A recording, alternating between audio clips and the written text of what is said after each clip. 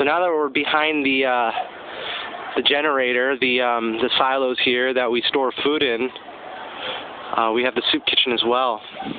This is where Deja usually cooks food and stuff. I'll see if we can get a peek in there. That's the kitchen. We usually only have like 1 or 2 fridges, but now we built something bigger. That's why we're here, to build that right there. And this place becomes packed at night. Or not even at night, during the day when everyone gets fed and stuff. Right here. Boom. And that's the line right there. This place is packed. I'm telling you, when it's packed, I mean it's filled with people, families from all across the neighborhoods, up on the hills, and just wherever.